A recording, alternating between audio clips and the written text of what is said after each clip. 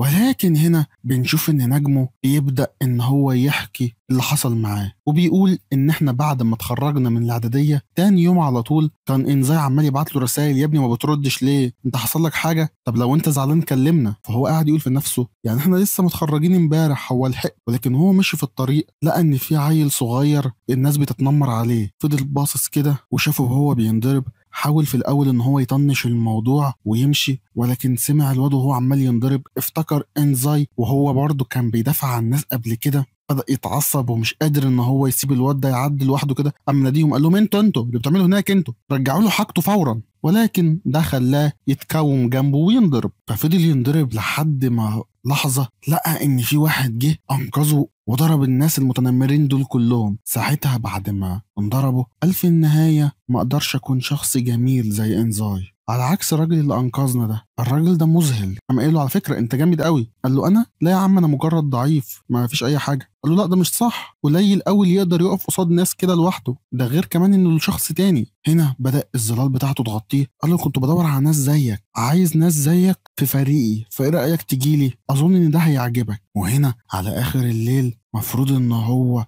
يوصل للمكان بتاعهم. قال: اهلا.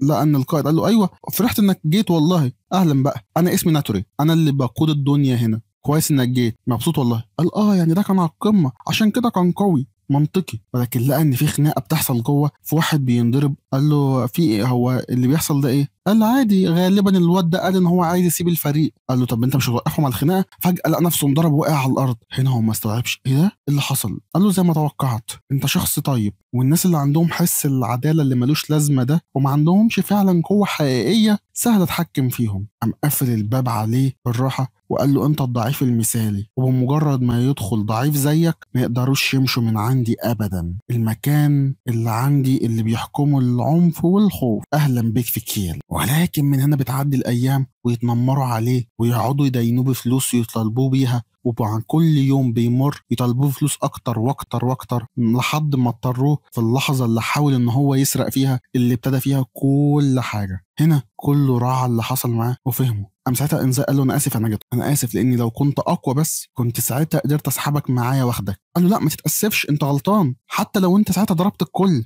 ما كنتش هاجي معاك برضه، انت مش فاهم حاجه، غير ساعتها برضه مستحيل اعمل كده. شخص زيي بيعمل حاجات بالشكل دوت مستحيل يكون مع شخص زيك. قال له: بتتكلم عن ايه؟ قال له: لغايه طول عمري كنت شايفك شخص كويس وكان نفسي اكون زيك، واحد قوي ورائع، عايز اكون زيك. ولما انضم للفريق افتكرت انها اكون زيك، ولكن في النهايه ما بقتش ولا كويس ولا رائع ولا قوي ولا اي حاجه. قام واخده في حضنه ومحضن عليه. قال له: يا غبي انت بتتكلم عن ايه؟ وافتكر موقف قديم ليه لما اتعور، ولكنه ساعتها ما رضاش يقلقهم وقال انه كويس. قال له: انت دايما كنت رائع بالنسبه لي وقوي. والاتنين قعدوا يحضنوا على بعض، ومن هنا المفروض ان هم اخدوا بعض كلهم وقاموا ماشيين. ولكن هم في الطريق هنا النيري بيقوم مفتح يلاقي نفسه بيتحرك، يقول: ايه ده، انا فين؟ بيلاقي نفسه انه متشال. ايه ده، معلش صحيت. قال: ايه ده، ايه اللي حصل؟ احنا كسبنا خلاص ومروحين بقى. والله طب كويس، الدنيا خلصت مروحين. طب الحمد لله والله ان كل حاجه مشيت كويس، انا قلقت المره اللي فاتت. طب على فكره انا بقيت كويس، ممكن تسيبني عادي. قال له: لا سيبنا اتمرن عادي. هنا السوق قام جاي خبطه في وشه. قال له: انت بتعمل ايه يا عم، انت مجنون ولا ايه، ده مصاب. قال له: مفيش، حبيت اطمن عليك بس عشان حسيتك ان انت تقريبا اتجننت لما هربت من ورايا ومشيت، ما تتهورش بعد كده تاني. قال له: تمام انا اسف، ولكن كده كده ما تقلقش، بسبب اتصالك مع السمباي بتوعنا احنا قدرنا ان احنا نفلت، فانت فعلا انقذتنا برضه. لا خالص مفيش اي حاجه، بس فين ساكورا بالمناسبه يعني؟ ايه ده، هو مش ورانا ولا ايه؟ قام باصين وراه لقوا ان ساكورا ماشي كده مع نفسه متضايق. اول ما شاف نير واقف قصاده قام مصدوم كده، قعد يفتكر منظره وهو غرقان في دمه، فضل متضايق. قال له: ساكورا انا مبسوط ان انت كويس، انت كمان. قال له: لا على نفسك بس. قال له: انت جامد والله يا ساكورا، انت مذهل. قال له: مذهل؟ قال له: ايوه، انت بقيت قائد الصف مؤخرا، وقدرت كمان انك توحد الفريق كله وتوحد الصف كله، وحليت مشكله انزاي كمان، فصراحه يعني شكرا. قال له: ايه هو اللي نعم، ايه هو اللي مذهل؟ تعالى بس استنى. قعدت اعلي صوتي وقلت استطيع ان انا انقذ الكل واتولى امرهم، بس ما عرفتش اعمل حاجه، كنت عاجز قصاد واحد نكره ما اقدرش اعمل معاه حاجه. كله قاعد يسمع كلامه وهو بيزعق. قال كمان مع كل دوت ما عرفتش افلت غير لما صحابنا من سنه تانية جم وصححوا غلطتي اللي انا عملتها. ايه الجزء اللي انا عملته مذهل؟ ازاي انا واحد زي يكون قائد الصف ده رجعتهم كلهم ناس مصابين وجرحى ومتعورين؟ مهما بصيت للموضوع دي غلطتي، وانا متاكد ان كلكم شايفين كده، انا دبستكم في غلطه كبيره خليتكم كلكم تتعوروا، فدي غلطتي كلها. ايه المذهل في الموضوع اللي انا عملته ده؟ قام انزاي قال له: انت بتقولي ايه؟ لو انا كنت لوحدي مستحيل كنت اعرف ارجع ناجيتو، فمهما كان الباقي رايه ايه انا ما اقدرش اقول لك حاجه غير شكرا وانا ممتن ليك، فشكرا ليك يا ساكورا. والباقي قال له على فكره يعني السبب في الحاله اللي احنا فيها دي هو احنا اللي انضربنا، فانت اكيد مش انت اللي متلام على الموضوع ده. هو فضل مصدوم من المنظر اللي بيتقال ده، وقام باقي الخمسه الكبار قالوا على فكره كلنا كمان بنشعر بالاحباط باللي احنا حصل معانا ده، الضعف بتاعنا هو مسؤوليتنا احنا. حتى سوجيشتا مش عارف ازاي يروح يكلم اوميميا وهو كان موضوع في مأزق هو كمان. فنيري قال له بص انا عارف ان الموضوع ده ما يطمنش خصوصا انه جاي مني، بس ما تتحملش الكتير قوي لوحدك، احنا اصحاب صح. وقام سو كمان قام متكلم قال له وما تنساش انا ونيري النواب بتوعك، فلو في حاجه انت مسؤول عنها فاحنا كمان مسؤولين معاك. هنا مسكوه وحوطوه وكمل الكلام قال من دلوقتي ومن هنا ورايح تعال نصحح كل حاجه مع بعض. ساعتها قعد يقول لنفسه ايه الاحساس ده، قعد يفتكرهم وهم واقعين على الارض. انا بعد ما شفتهم وهم بينضربوا حسيت شويه ان انا خايف ومتوتر، قبل كده ما كانش عندي اي مشكله لما اواجه واحد نكره زي اللي كنت بواجهه ده، كنت بخلص عليه على طول. ايه اللي حسيت بيه، ايه اللي كان فيا غلط؟ هنا الطلاب الكبار كانوا بيتفرجوا فقاموا ضاحكين وقاموا مكملين طريقهم عادي، قاموا مكلمين كاجي قالوا له غالبا دي يعني خبره كويسه ليهم المواقف اللي اتحطوا فيه، غير ان كاجي يعني هو كمان لما كان قائد الصف الاول مره حصل حاجه شبه كده برضه قبل كده. ساعتها هيراجي كان هو المخيف مش انت بقى صح يا كاجي. قال لهم المهم ايه رايك في الفريق ده؟ قام قايل في الواقع بالنسبه لفريق جديد وما عندناش عنه معلومات اللي هو كيل كان في ناس كتيره قوي منضمه وده شيء غريب لفريق، بس ليه بتسأل في حاجة تانية مضايقاك؟ قال ما اظنش ان في ناس كتيرة قوي تنضم للشخص اللي كان قائد ده، ففي حاجة غلط. ولكن في اخر اليوم بيدوروا على أميميا عشان يدوله التقرير باللي حصل. قالوا حلو باين ان أميميا هنا، تعال نقول له كل حاجة وباختصار مش لازم التفاصيل عشان ما نخشش في مشاكل. قاموا داخلين لقوا ان أميميا عمال يهزر مع الناس وياكل اكل وبتاع،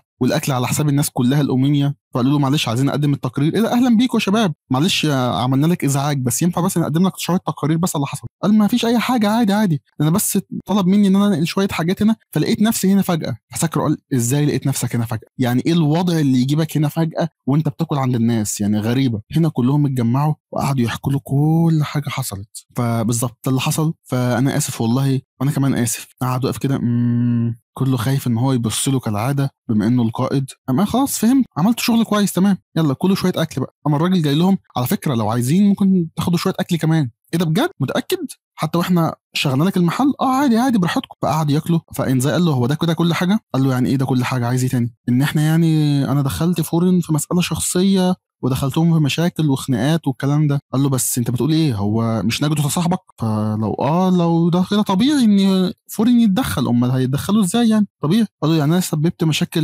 لاصحابي والسمباي؟ قال له عادي ما هو السمباي طبيعتهم ان هم يساعدوا الاقل منهم الاصغر طبيعي يعني ايه المشكله؟ قام ناجيتو قال له على الرغم من كده انا فعلا اسف. قام هنا وميميا قعد يظبط له شويه اكل. قال له ناجيتو خد كل الاكل ده. قعد ياكل وهو بيعيط. قال له ايه رايك في الاكل؟ قال طعمه لذيذ قوي جميل. قال له ايوه من زمان قوي ما حسيتش بلذة ان باكل اكل بالجمال ده. قال له بقى ما تنساش الطعم ده، لما الشخص بيكون مضغوط ما بيبقاش حاسس بلذة الاكل اللي بياكله، بس لما بيبقى بياكل مع ناس بيحبها وهو مطمن فعلا معاها لسبب غريب بيحس ان الاكل طعمه حلو. فاللي حصل حصل ما تقدرش تغيره مهما كان راي الناس التانيين، شيل مسؤوليته وكمل في طريقك. وكده كده اكيد هتقابل حاجات كتير قوي تضايقك في المستقبل وتشيل مسؤوليتها برضه، بس ساعتها افتكر الطعم ده علشان تفتكر انك مش لوحدك. فهمت؟ فقعد يعيط. قال لي خلاص بقى كله. فكله قعد ياكل. قام قال له يا ساكورا مالك يا ساكورا انت متضايق ليه؟ انت كمان مش باين عليك ان انت كويس، طب كئيب ليه يا عم؟ قال مفيش حاجه. قام نيري قاعد يقول عشان كلنا انضربنا فهو شايف ان هو شايل كل المسؤوليه. قال له يا عم ما تتكلمش من دماغك، غير انا متضايق من نفسه خلاص مفيش حاجه تاني. قال ان انا اتكلمت بتبجح بس الموضوع في الطبيعي ما المفروض ما يخلصش كده، جسمي ما اتحركش زي ما انا عايزه يتحرك. اما هنا هيراجي وامية بصوا لبعض وقاموا ضاحكين كده على اللي بيقوله ده. قال له ساكورا انت جسمك وقف عن الحركه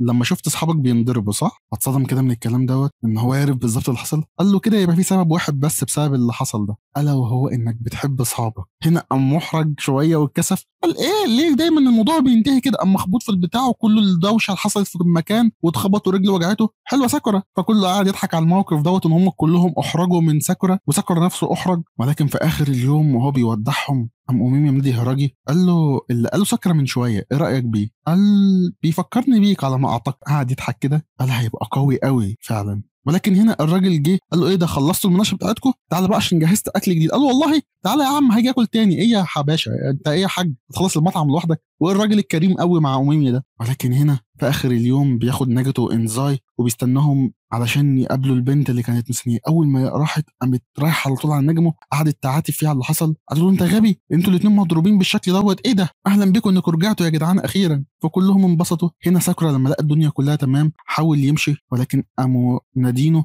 معلش بس انت ما قلتليش اسمك ايه. انا اسمي ساكورا. طب شكرا ليك يا ساكورا. قام محرج اكتر قال ما عملتش اي حاجه تذكر يعني، انا مجرد اني وفيت بالوعد اللي انا اديتهولك. ولكن هنا وسط الناس كلها اللي مضروبه عند كيل بيقوم قايم واحد كده مره واحده باين عليه كان متنكر، قال يا دي النيله، سمعت ان هم هيتخانقوا مع فورن النهارده فجيت كل الطريق ده عشان اجي اتفرج واديني قاعد اهو. ليه خسرت يا نيلا انت رخر؟ غير باين ان فورن كمان بقى اضعف بكتير من ما توقعت. بس هم قالوا ان دول سنه اولى صح، فماشي تعدي، بس برضه لازم احط لهم حد شويه. ده غير ان هو هيتضايق قوي لما يسمع بالكلام ده. على الرغم من كده اظن ان دي نهايه كيل، الفريق ده كبر كتير قوي، بس يلا يا خساره كله بسبب الغبي اللي قاعد فوق دوت، قاعد يعمل اللي على مزاجه خلى الفريق فاسد تماما. كنت بفكر اصلا ان انا اخليه يلزم حدوده، بس يلا حصل له اللي حصل له قبل ما اعمل معاه حاجه، يلا ما اقدرش احكم على الناس فعلا يلا. ولكن لما تيجي تبص للموضوع من منظور مختلف فانا دلوقتي عندي ورقه رابحه ضد فورن، ويلا هنقول اللي حصل